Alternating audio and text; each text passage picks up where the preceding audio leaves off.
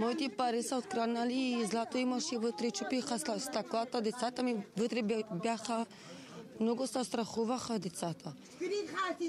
А те нахлуха в къщата ви, докато вие сте вътре? Да. Каква е причината, защо? Изкарах си хуя пред дъщеря ми да пикай вънка. И това е причината за конфликта, така ли? Да. Тоест от вас този инцидент става причината за конфликта? Да, за дъщеря ми. Дето пикай. Тоест дете е ходил по малка нужда някъде, така ли? Това е причина? Не, голям човек излезе вънка да пикае пред дъщеря ми. И това е причината за конфликта? Да.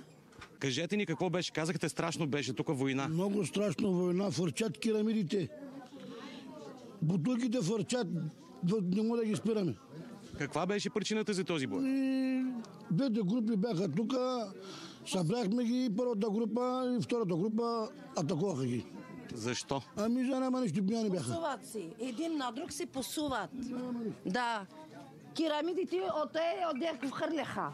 Отгоре. Те почнаха да хвърлят и нашите децата почнаха да хвърлят. И се замяркахте с керамиди? Да, с керамиди, не с ейти да са. С ейти хвърляха камъни. Ейте са дръпнахме с нощи и децата ми се оплашиха тук. Тази кола, този джип, защо е бил така разрушен?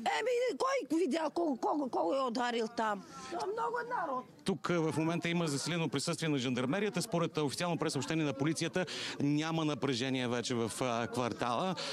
Между другото, докато се опитваме да намерим и други хора, свидетели на конфликта, ще ви кажем, че и в друго село, в Братя Даскаловска община, има пострадали, които са настанени в болница. Отново при масов бой, не толкова голям, колкото в Казанлък.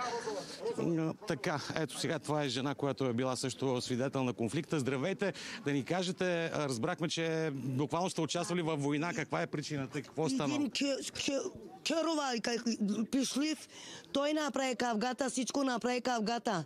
Той иска нещо да каже на сина ми, дърпа сина ми, удари сина ми, режаха ръката, главата, мъже ми, ето доказателство имаме. От керамидите, Асана се качва, на тензилето си на всичките се качваха върху керамидите. Добре, защо тръгна този спор и наистина ли 200 човека? За алкохол, за друга. Той направи. Питай го, кола откъде изеха. Той свонник.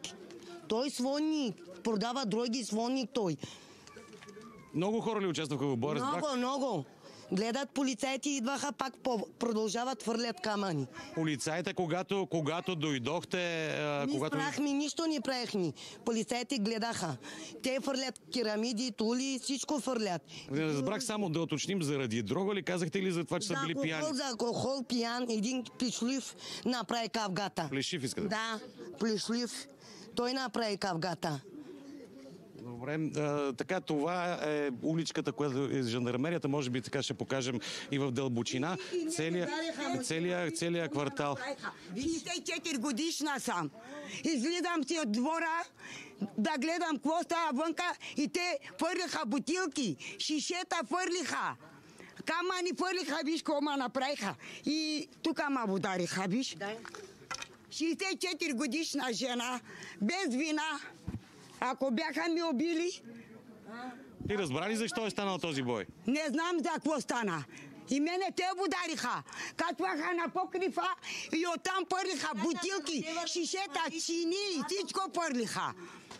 С брадви бяха, с колови бяха. Парите краднаха, златото краднаха. 5000 краднаха и златото краднаха. И щупяха призориците.